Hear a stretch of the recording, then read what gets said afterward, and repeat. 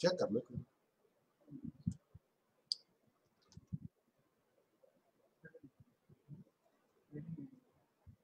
नहीं नहीं,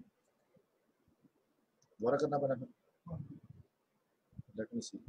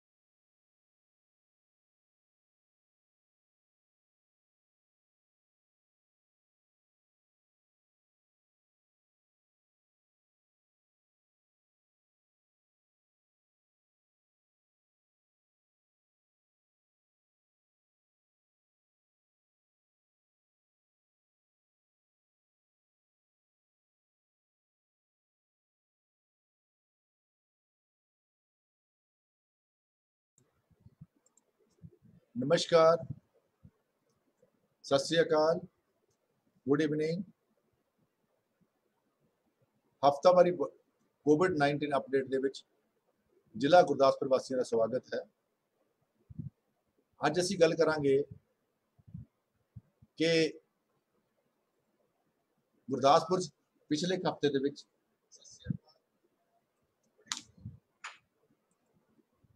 ਬਟਾਲਾ ਵਿੱਚ ਖਾਸ ਤੌਰ ਤੇ ਬਹੁਤ ਜ਼ਿਆਦਾ ਪੋਜ਼ਿਟਿਵ ਕੇਸ ਆਣੇ ਸ਼ੁਰੂ ਹੋ ਗਏ ਨੇ, ਜਿਹੜੇ ਕਿ ਸਾਡੀ ਪ੍ਰੀਵੈਂਟਿਵ ਸਕਰੀਨਿੰਗ ਦਾ ਨਤੀਜਾ ਨੇ। ਅਸੀਂ ਇਤਿਹਾਸ ਸੌਫਟਵੇਅਰ ਜਿਹੜਾ ਕਿ IIT ਚੇਨਈ ਨੇ ਵਿਕਸਿਤ ਕੀਤਾ ਹੈ, ਉਹਦੇ ਸੌਫਟਵੇਅਰ ਨੂੰ ਯੂਜ਼ ਕਰਕੇ ਇਹ ਕਰ ਰਹੇ ਹਾਂ। ਉਹਦੇ ਵਿੱਚ ਸਾਨੂੰ ਭਿੰਨ ਲੋਕੇਸ਼ਨਾਂ ਦਾ ਪਤਾ ਲੱਗ ਜਾਂਦਾ ਹੈ। ਸੋ ਸੌਫਟਵੇਅਰ ਦੱਸ ਦਿੰਦਾ ਹੈ ਕਿ ਕਿੱਥੇ ਕਿੱਥੇ ਪੇਸ਼ੈਂਟ ਜਿਹੜੇ ਨੇ ਯਾਦ ਦੇ ਰਹੇ ਨੇ। ਸੋ ਮੈਂ ਉਦਾਹਰਨ ਦੇ ਤੌਰ ਤੇ ਇੱਕ ਸਕਰੀਨ ਸ਼ੇਅਰ ਕਰ ਰਹੇ ਹਾਂ। ਜੇ ਅਸੀਂ ਸਕਰੀਨ ਸ਼ੇਅਰ ਕਰਕੇ ਦੇਖਦੇ ਹਾਂ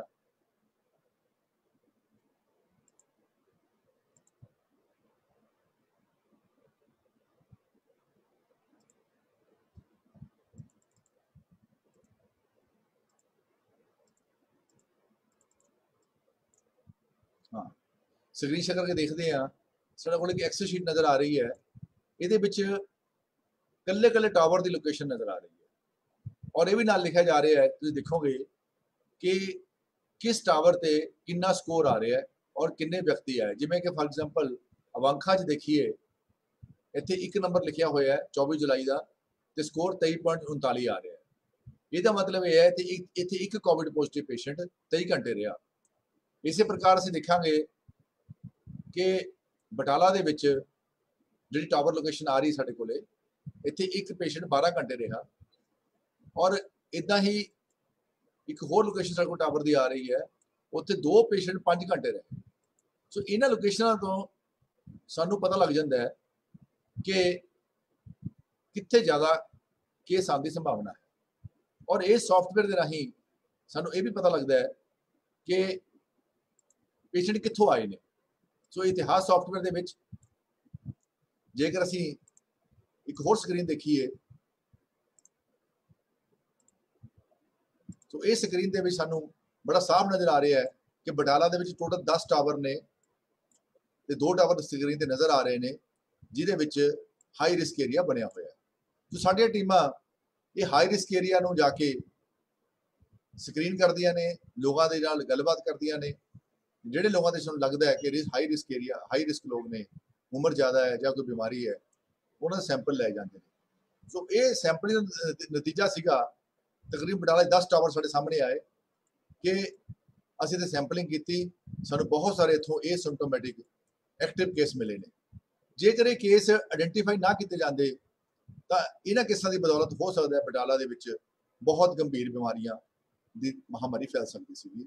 ਪਰੰਤੂ ਸਿਹਤ ਵਿਭਾਗ ਦੁਆਰਾ ਪੁਲਿਸ ਪ੍ਰਸ਼ਾਸਨ ਔਰ ਡਿਸਟ੍ਰਿਕਟ ਐਡਮਿਨਿਸਟ੍ਰੇਸ਼ਨ ਦੀ ਜੁਆਇੰਟ ਕਾਰਵਾਈ ਦਾ ਨਤੀਜਾ ਸਦਕਾ ਅਸੀਂ ਇਹ ਸਾਰੇ ਬੰਦਿਆਂ ਨੂੰ ਅਲੱਗ ਕਰ ਸਕੇ। ਇਸੇ ਪ੍ਰਕਾਰ ਅਸੀਂ ਸੌਫਟਵੇਅਰ ਦਾ ਇੱਕ ਹੋਰ ਫੀਚਰ ਹੈ ਜਿਹਦੇ ਵਿੱਚ ਸਾਨੂੰ ਇਮਰਜਿੰਗ ਹੌਟਸਪੌਟ ਬਾਰੇ ਪਤਾ ਲੱਗਦਾ ਹੈ, ਜਿੱਥੇ ਅਜੇ ਹੌਟਸਪੌਟ ਬਣਨ ਜਾ ਰਿਹਾ ਹੈ। ਉਹ ਵੀ ਮੈਂ ਆਪ ਜੀ ਨੂੰ ਦਿਖਾਵਾਂਗਾ ਕਿ ਜਿਵੇਂ ਅਸੀਂ ਗੁਰਦਾਸਪੁਰ ਦਾ ਦੇਖ ਰਹੇ ਹਾਂ। ਗੁਰਦਾਸਪੁਰ ਦੇ ਵਿੱਚ ਅਸੀਂ ਇਹ ਦੇਖੀਏ, ਇਹ ਇੱਕ ਟਾਵਰ ਐਸਾ ਹੈ ਜਿੱਥੇ ਮੈਂ ਐਰੋ ਲੈ ਕੇ ਜਾ ਰਹੇ ਹਾਂ ਕਿ ਜਿਹੜਾ ਅਚਾਨਕ ਇੱਕ ਦਿਨ ਦੇ ਵਿੱਚ ਲਾਈਟ ਬਲੂ ਤੋਂ ਹਾਈ ਡੇਂਜਰ ਜ਼ੋਨ 'ਚ ਪਹੁੰਚ ਗਿਆ। ਇਹ ਆਪਾਂ ਵੇਖਦੇ ਹਾਂ ਕਿਹੜਾ ਟਾਵਰ ਹੈ। ਸੋ ਜੇ ਦੇਖੀਏ ਧਿਆਨ ਨਾਲ, ਇਹ ਟਾਵਰ ਅਵੰਖਾ ਦੇ ਵਿੱਚ ਹੈ। ਔਰ ਆਪਾਂ ਦੇਖਾਂਗੇ ਕਿ ਇਹਦੇ ਅਚਾਨਕ 24 ਜੁਲਾਈ ਤੋਂ ਬਾਅਦ ਕੋਈ ਪੋਜ਼ਿਟਿਵ ਪੇਸ਼ੈਂਟ ਆਇਆ ਹੈ, ਲੰਬੇ ਸਮੇਂ ਰਹੇ ਨੇ, ਔਰ ਉਹਦਾ ਜਿਹੜਾ ਕੋਵਿਡ ਸਕੋਰ ਹੈ 331 ਹੋ ਗਿਆ। ਔਰ ਇਹਦੀ ਮੂਵਮੈਂਟ ਵੀ ਸਾਨੂੰ ਨਜ਼ਰ ਆ ਰਹੀ ਹੈ ਕਿ ਪੇਸ਼ੈਂਟ ਕਿੱਥੋਂ ਆਏ ਨੇ। ਸੋ ਇਹ ਪੇਸ਼ੈਂਟ ਮੋਸਟ ਪ੍ਰੋਬਬਲੀ ਚੰਡੀਗੜ੍ਹ ਤੋਂ ਆਏ ਸੀਗੇ, ਤੇ ਇੱਕ ਪੇਸ਼ੈਂਟ ਦੀ ਲੋਕੇਸ਼ਨ ਆ ਰਹੀ ਹੈ ਜੰਮੂ ਤੋਂ। ਸੋ ਇੱਥੇ ਦੋ ਤਿੰਨ ਬੰਦੇ ਆ ਕੇ ਗਏ ਨੇ, ਜਿਹੜੇ ਜੰਮੂ ਜਾਂ ਪਠਾਨਕੋਟ ਤੋਂ ਆਏ ਨੇ, ਤੇ ਇਧਰੋਂ ਇਹ ਅੰਬਾਲਾ ਤੋਂ ਆਏ ਨੇ। ਸੋ ਇੱਕ ਬਾਹਰੋਂ ਯਾਤਰੀ ਆਏ ਨੇ, ਆਪਣੇ ਇਲਾਕੇ ਚਲੇ ਗਏ ਤੇ ਬਾਅਦ ਚ ਪੋਜ਼ਿਟਿਵ ਪਾਏ ਗਏ ਨੇ। ਉਹਨਾਂ ਕਰਕੇ ਤੇ ਅਚਾਨਕ ਕੋਵਿਡ ਸਕੋਰ ਵੱਧ ਗਿਆ। ਹੁਣ ਅਸੀਂ ਅਵੰਖਾ ਦੇ ਐਸਐਮਓ ਸਾਹਿਬ ਨੂੰ ਅੱਜ ਰਿਕੁਐਸਟ ਕੀਤੀ ਹੈ ਕਿ ਕੱਲ ਉਹ ਅਵੰਖਾ ਵਿੱਚ ਜਾ ਕੇ ਆਪਣੀ ਸਕਰੀਨਿੰਗ ਕਰਨ। ਸੋ ਇਸ ਪ੍ਰਕਾਰ ਨਾਲ ਜ਼ਿਲ੍ਹਾ ਪ੍ਰਸ਼ਾਸਨ ਦੁਆਰਾ ਇੱਕ ਸਾਇੰਟੀਫਿਕ ਢੰਗ ਦੇ ਨਾਲ ਸਕਰੀਨਿੰਗ ਕਰਨੀ ਸ਼ੁਰੂ ਕੀਤੀ ਗਈ ਹੈ, ਜਿਹਦਾ ਸਦਕਾ ਅੱਜ ਸਾਡੇ ਕੇਸ ਜ਼ਿਆਦਾ ਆਣੇ ਸ਼ੁਰੂ ਹੋ ਗਏ ਨੇ। ਪਰ ਮੈਂ ਸਮਝਦਾ ਇਹਨਾਂ ਕੇਸਾਂ ਤੋਂ ਘਬਰਾਉਣ ਦੀ ਗੱਲ ਨਹੀਂ ਹੈ। ਤੇ ਅਸੀਂ ਇਸ ਵੇਲੇ ਜੇ ਦੇਖੀਏ, ਸਾਡੇ 154 ਐਕਟਿਵ ਕੇਸ ਹੋ ਚੁੱਕੇ ਨੇ। ਇਹਨਾਂ 'ਚ 100 ਕੇਸ ਇਸ ਕਰਕੇ ਆਏ ਨੇ ਕਿ ਜ਼ਿਲ੍ਹਾ ਪ੍ਰਸ਼ਾਸਨ ਦੁਆਰਾ ਇੱਥੇ ਐਕਟਿਵ ਸਕਰੀਨਿੰਗ ਕੀਤੀ ਗਈ, ਸਰਵੇਲੈਂਸ ਕੀਤੀ ਗਈ। ਔਰ ਹੋ ਸਕਦਾ ਹੈ ਕੱਲ ਨੂੰ ਹੋਰ ਕੇਸ ਵੀ ਵਧਣ। ਅਸੀਂ ਪੂਰੀ ਤਰ੍ਹਾਂ ਪ੍ਰਿਪੇਅਰਡ ਆ। ਕਈ ਵਾਰੀ ਮਨ 'ਚ ਖਦਸ਼ਾ ਆਉਂਦਾ ਹੈ ਕਿ ਜ਼ਿਲ੍ਹਾ ਗੁਰਦਾਸਪੁਰ ਕੋਲ ਇੰਨੇ ਬੈੱਡ ਅਵੇਲੇਬਲ ਹੈ, ਬਿਲਕੁਲ ਅਵੇਲੇਬਲ ਹੈ। ਅਸੀਂ ਤਕਰੀਬਨ 1300 ਬੈੱਡ ਦਾ ਕੋਵਿਡ ਕੇਅਰ ਸੈਂਟਰ 'ਚ ਅਰੇਂਜ ਕੀਤੇ ਹੋਏ ਨੇ। ਅਸੀਂ ਬੇਅੰਤ ਕਾਲਜ ਵਿਖੇ, ਮੈਰੀਟੋਰੀਅਸ ਸਕੂਲ ਵਿਖੇ, ਬਟਾਲਾ ਵਿਖੇ ਔਰ ਡੇਰਾ ਬਾਬਾ ਨਾਨਕ ਵਿਖੇ ਭਿੰਨ ਸੈਂਟਰਾਂ ਦੇ ਵਿੱਚ ਆਪਣੇ ਕੋਵਿਡ ਕੇਅਰ ਸੈਂਟਰ ਡਿਵੈਲਪ ਕੀਤੇ ਨੇ। ਇਹਦੇ ਨਾਲ ਸਾਡੇ ਕੋਲੇ ਜਿਹੜੇ ਕੋਈ ਥੋੜੇ ਜਿਹੇ ਸਿੰਪਟੋਮੈਟਿਕ ਸੀਰੀਅਸ ਪੇਸ਼ੈਂਟ ਹੈ, ਉਹਨਾਂ ਲਈ ਅਸੀਂ 140 ਬੈੱਡ ਤਿਆਰ ਰੱਖੇ ਨੇ, ਜਿਹੜੇ ਕਿ ਡਿਸਟ੍ਰਿਕਟ ਹਸਪੀਟਲ ਗੁਰਦਾਸਪੁਰ ਬੱਬਰੀ ਵਿਖੇ 50 ਬੈੱਡ ਨੇ। 50 ਬੈੱਡ ਅਸੀਂ CHC ਧਾਰੀਵਾਲ ਵਿਖੇ ਅਰੇਂਜ ਕੀਤੇ ਨੇ। ਔਰ ਇਹਦੇ ਨਾਲ ਅਸੀਂ 40 ਬੈੱਡ ਸਿਵਲ ਹਸਪਤਾਲ ਗੁਰਦਾਸਪੁਰ ਵਿਖੇ ਅਸੀਂ ਬਟਾਲਾ ਵਿਖੇ ਅਸੀਂ ਕੀਤੇ ਨੇ। ਸੋ ਜਿਹੜੇ ਇਹ ਪੇਸ਼ੈਂਟ ਸਾਡੇ ਕੋਲੇ ਆ ਰਹੇ ਨੇ, ਥੋੜੇ ਸੀਰੀਅਸ ਹੋਣਗੇ, ਅਸੀਂ ਇਹਨਾਂ ਰੱਖ ਸਕਾਂਗੇ। ਸੋ ਜ਼ਿਲ੍ਹਾ ਗੁਰਦਾਸਪੁਰ 'ਚ ਪੂਰੀ ਤਿਆਰੀ ਹੈ। ਜਿਹੜੇ ਏਸਿਮਟੋਮੈਟਿਕ ਪੇਸ਼ੈਂਟ ਨੇ, ਇਹਨਾਂ ਨੂੰ ਰੱਖਣ ਦੀ ਕੋਈ ਸਮੱਸਿਆ ਨਹੀਂ ਹੈ। ਇਸ ਤੋਂ ਇਲਾਵਾ ਜਿਹੜੇ ਏਸਿਮਟੋਮੈਟਿਕ ਪੇਸ਼ੈਂਟ ਨੇ, ਜੇਕਰ ਇਹ ਚਾਹਣ ਤਾਂ ਆਪਣਾ ਇਕਾਂਤਵਾਸ ਘਰ ਦੇ ਵਿੱਚ ਵੀ ਕਰ ਸਕਦੇ ਨੇ, ਪਰ ਉਹਦੀਆਂ ਕੁਝ ਸ਼ਰਤਾਂ ਨੇ। ਇਹਨਾਂ ਕੋਲ ਆਕਸੀਮੀਟਰ ਹੋਣਾ ਚਾਹੀਦਾ ਹੈ, ਥਰਮਾਮੀਟਰ ਹੋਣਾ ਚਾਹੀਦਾ ਹੈ, ਘਰ ਦੇ ਵਿੱਚ ਇੱਕ ਕੇਅਰ ਗਿਵਰ ਹੋਣਾ ਚਾਹੀਦਾ ਹੈ, ਅਲੱਗ ਬਾਥਰੂਮ ਤੇ ਅਲੱਗ ਬੈਡਰੂਮ ਹੋਣਾ ਚਾਹੀਦਾ ਹੈ। ਔਰ ਇਸ ਗੱਲ ਦੀ ਅੰਡਰਟੇਕਿੰਗ ਦੇਣੀ ਪਵੇਗੀ ਕਿ ਉਹ ਆਪਣਾ ਇਕਾਂਤਵਾਸ ਨੂੰ ਮੋਨੀਟਰ ਕਰਨਗੇ ਔਰ ਬਾਹਰ ਨਹੀਂ ਜਾਣਗੇ। ਤੇ ਜੇਕਰ ਕੋਈ ਵੀ ਪੇਸ਼ੈਂਟ ਚਾਹੁੰਦਾ ਹੈ ਕਿ ਆਪਣੇ ਘਰ 'ਚ ਰਹਿਣਾ, ਤੇ ਕੁਝ ਸ਼ਰਤਾਂ ਜਿਹੜੀ ਉਹਨੂੰ ਪਾਲਣਾ ਕਰਨੀ ਪੈਂਦੀ ਹੈ, ਉਹ ਘਰ ਵੀ ਰਹਿ ਸਕਦੇ ਨੇ। ਤੇ ਉਹਨਾਂ ਨੂੰ ਦਿਨ 'ਚ 2 ਵਾਰੀ ਆਪਣਾ ਜਿਹੜਾ ਸਟੇਟਸ ਹੈ ਉਹ ਆਨਲਾਈਨ ਅਪਡੇਟ ਵੀ ਕਰਨਾ ਪਏਗਾ। ਅਸੀਂ ਆਪਣੇ ਐਸਐਮਓ ਸਾਹਿਬਾਨ ਦੀ ਡਿਊਟੀ ਲਾਈ ਹੈ ਕਿ ਇਹਨਾਂ ਨੂੰ ਫੋਨ ਕਰਕੇ ਹਾਲ ਚਾਲ ਵੀ ਪੁੱਛਣਗੇ, ਔਰ ਜੇ ਕੋਈ ਸਮੱਸਿਆ ਆਉਂਦੀ ਹੈ ਤਾਂ ਉਹ ਕਰਨਗੇ।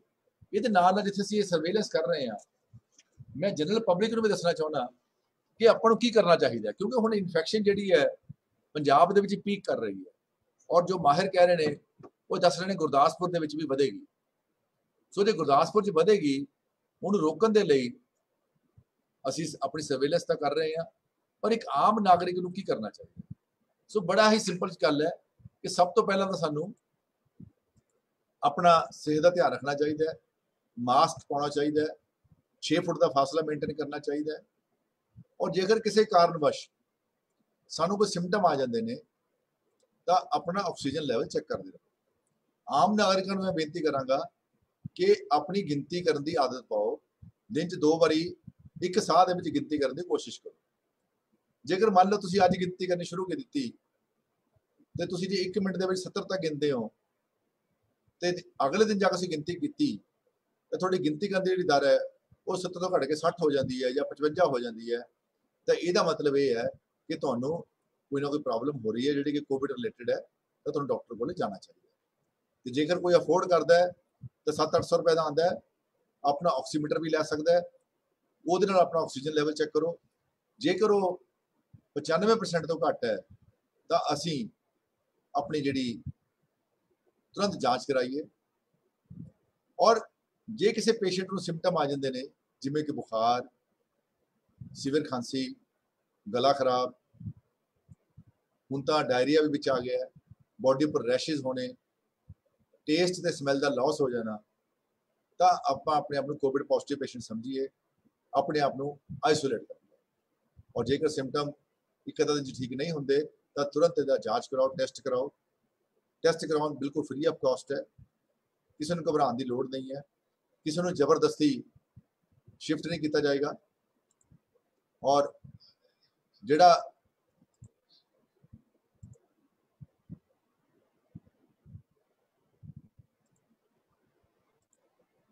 ਕਿ ਕੋਈ ਪੋਜ਼ਿਟਿਵ ਪੇਸ਼ੈਂਟ ਹੋਏਗਾ ਉਹਨੂੰ ਅਸੀਂ ਉਹਦੇ ਘਰ ਦੇ ਵਿੱਚ ਹੀ ਇਕਾਂਤਵਾਸ ਕਰਾਂਗੇ ਜੇਕਰ ਇਕਾਂਤਵਾਸ ਹੋਣਾ ਚਾਹੁੰਦਾ ਹੈ।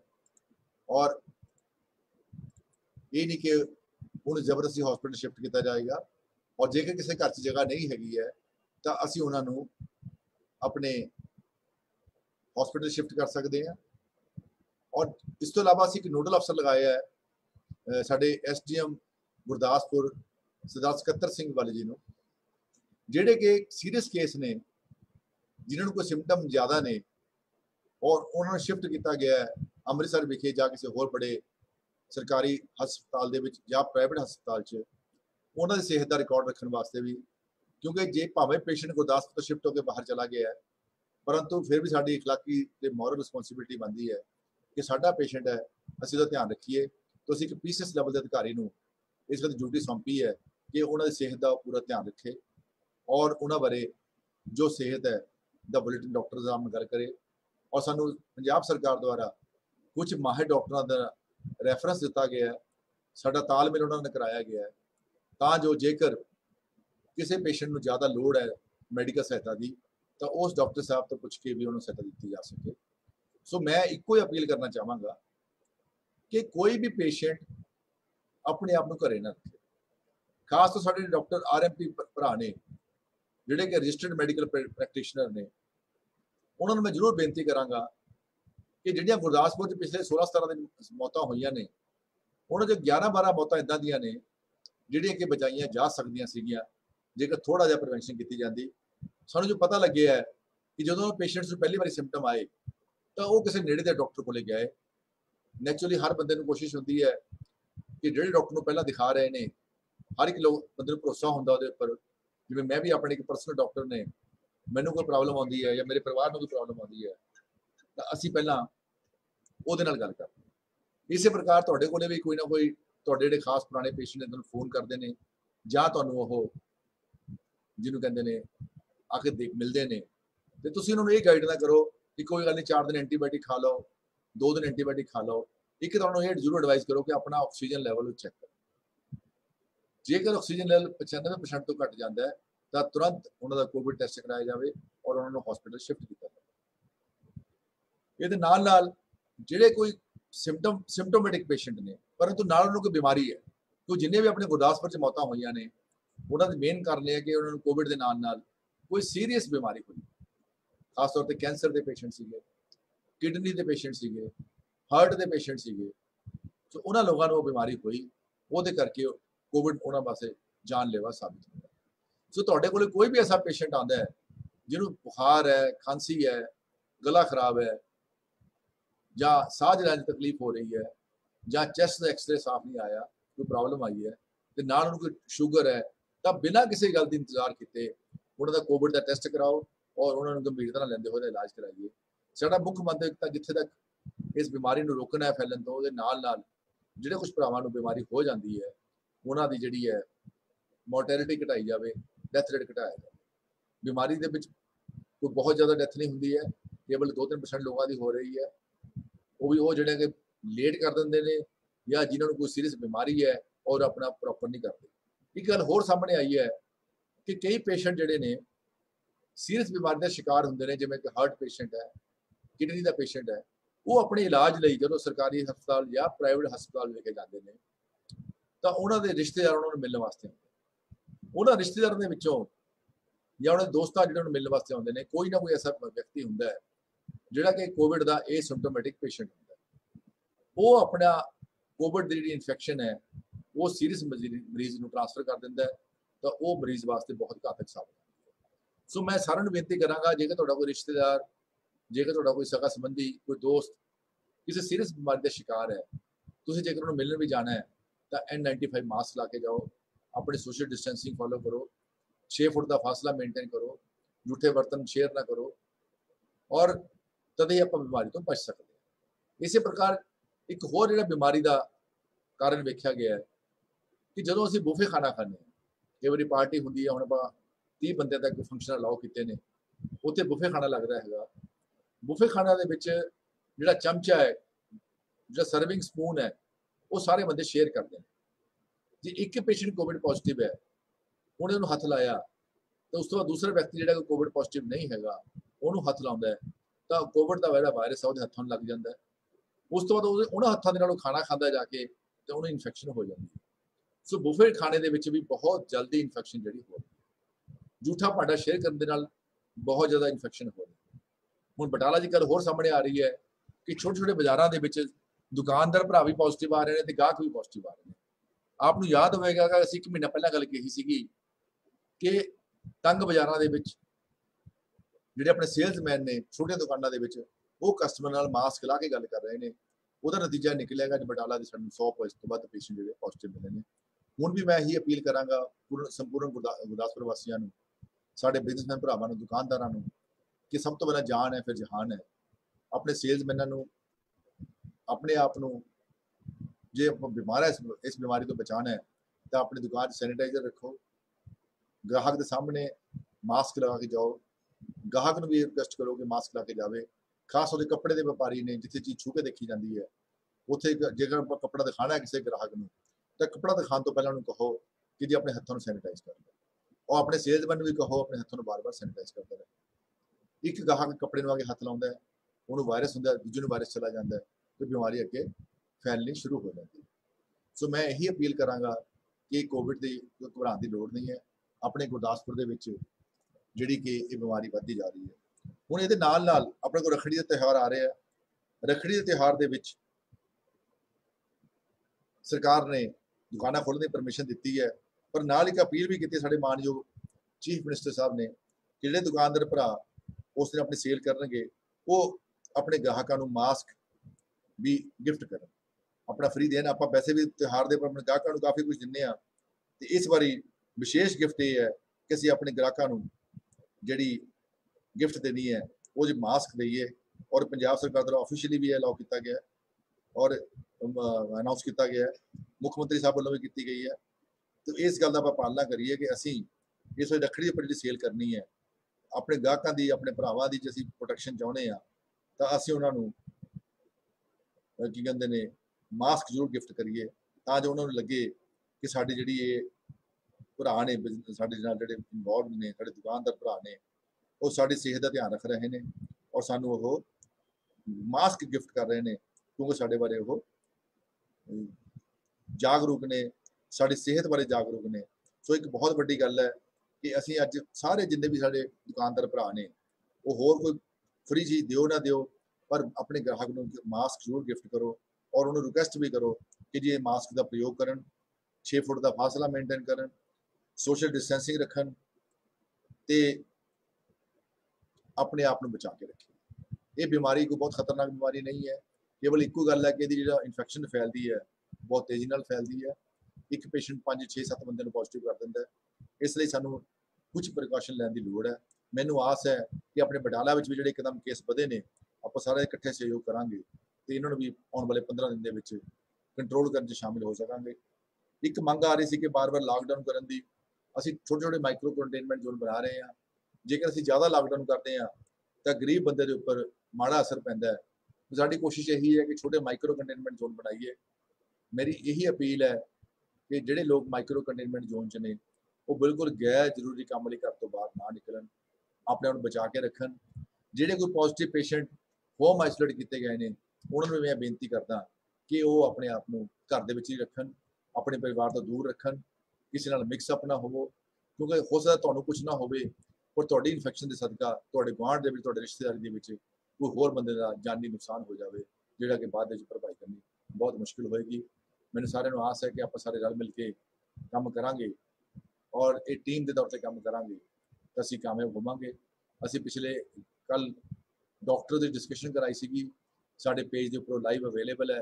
ਮੈਂ ਸਾਰੇ ਨਾਗਰਿਕਾਂ ਨੂੰ ਬੇਨਤੀ ਕਰਾਂਗਾ ਕਿ ਉਹਨੂੰ ਵੱਧ ਤੋਂ ਵੱਧ ਸ਼ੇਅਰ ਕਰੋ ਤਾਂ ਕਿ ਲੋਕਾਂ ਨੂੰ ਜਾਣਕਾਰੀ ਹੋ ਸਕੇ। ਸਾਡੇ ਮਾਹਿਰ ਡਾਕਟਰਾਂ ਨੇ ਕੋਵਿਡ ਮੈਨੇਜਮੈਂਟ ਦੇ ਉੱਪਰ ਕੱਲ੍ਹ ਬੜਾ ਅੱਛਾ ਪੈਨਲ ਡਿਸਕਸ਼ਨ ਕੀਤਾ ਹੈ, ਉਹ ਆਪਾਂ ਸਾਂਝਾ ਕਰੀਏ ਔਰ ਉਹਨੂੰ ਸ਼ੇਅਰ ਕਰੀਏ ਤਾਂ ਕਿ ਲੋਕਾਂ ਕੋਲ ਸੂਚਨਾ ਜਾਵੇ। ਔਰ ਮੈਂ ਅਖੀਰ ਦੇ ਵਿੱਚ ਸਾਡੇ ਜਿਹੜੇ ਆਰਐਮਪੀ ਡਾਕਟਰ ਨੇ, ਸਾਡੇ ਡਾਕਟਰ ਜਿਹੜੇ ਪਿੰਡਾਂ 'ਚ ਬੈਠੇ ਨੇ, ਸਾਡੇ ਦੂਸਰੇ ਡਾਕਟਰ ਛੋਟੇ ਛੋਟੇ ਡੇਲੀ ਬੇਸਿਸ ਦੇ ਓਪੀਡੀ ਕਰਦੇ ਨੇ, ਆਪਣੇ ਪੇਸ਼ੈਂਟਸ ਦੇਖਦੇ ਨੇ, ਉਹਨਾਂ ਨੂੰ ਜ਼ਰੂਰ ਅਪੀਲ ਕਰਾਂਗਾ ਕਿ ਤੁਹਾਡੇ ਕੋਲ ਕੋਈ ਵੀ ਪੇਸ਼ੈਂਟ ਆਉਂਦਾ ਹੈ ਜਿਹੜਾ ਕਿ ਗੰਭੀਰ ਬਿਮਾਰੀ ਦਾ ਸ਼ਿਕਾਰ ਹੈ, ਉਹਦਾ ਜ਼ਰੂਰ ਕੋਵਿਡ ਦਾ ਟੈਸਟ ਕਰਾਓ। ਔਰ ਜਿਹੜਾ ਕੋਈ ਦੂਜਾ ਬੰਦਾ ਵੀ ਸਿੰਪਟੋਮੈਟਿਕ ਆਉਂਦਾ ਹੈ ਉਹਨੂੰ ਵੀ ਕਹੇ ਕਿ ਆਪਣਾ ਆਕਸੀਜਨ ਲੈਵਲ ਚੈੱਕ ਕਰੇ। ਜੇਕਰ 1-2 ਦਿਨ 'ਚ ਆਕਸੀਜਨ ਲੈਵਲ ਡਾਊਨ ਜਾਂਦਾ ਹੈਗਾ ਜਾਂ ਕੋਈ ਹੋਰ ਪ੍ਰੋਬਲਮ ਆਉਂਦੀ ਉਹ ਵੀ ਆਪਣਾ ਟੈਸਟ ਕਰਾਉਣ। ਪਰ ਜਿਹੜਾ ਕੋਈ ਮਰੀਜ਼ ਬਿਮਾਰ ਹੈ ਕਿਸੇ ਬਿਮਾਰੀ ਨਾਲ, ਉਹ ਤਾਂ 1 ਸਕਿੰਟ ਦੀ ਵੀ ਦੇਰੀ ਨਾ ਕਰੇ। ਹੁਣ ਕੋਈ ਵੀ ਸਿੰਪਟਮ ਆਉਂਦਾ ਹੈ ਤਾਂ ਆਪਣਾ ਕੋਵਿਡ ਦਾ ਟੈਸਟ ਕਰਾਉਣ, ਤਾਂ ਆਪਾਂ ਇਸ ਜਿਹੜੀ ਖਤਰਨਾਕ ਬਿਮਾਰੀ ਦੇ ਪ੍ਰਕੋਪ ਤੋਂ ਬਚ ਸਕਦੇ ਹਾਂ। ਸੋ ਇਹਨਾਂ ਸ਼ਬਦਾਂ ਦੇ ਨਾਲ ਮੈਂ ਆਪ ਤੋਂ ਇਜਾਜ਼ਤ ਲੈਣਾ। ਆਸ ਕਰਦੇ ਹਾਂ ਕਿ ਅਗਲੇ ਹਫ਼ਤੇ ਤੱਕ ਆਪਣੇ ਜ਼ਿਲ੍ਹੇ ਦੇ ਵਿੱਚ ਇਹ ਬਿਮਾਰੀ ਜਿਹੜੀ ਬਟਾਲਾ ਇਲਾਕੇ 'ਚ ਫੈਲੀ ਹੈ, ਇਹਨੂੰ ਆਪਾਂ ਕਾਫੀ ਕੰਟਰੋਲ ਕਰਨ 'ਚ ਕਾਮਯਾਬ ਹੋਵਾਂਗੇ।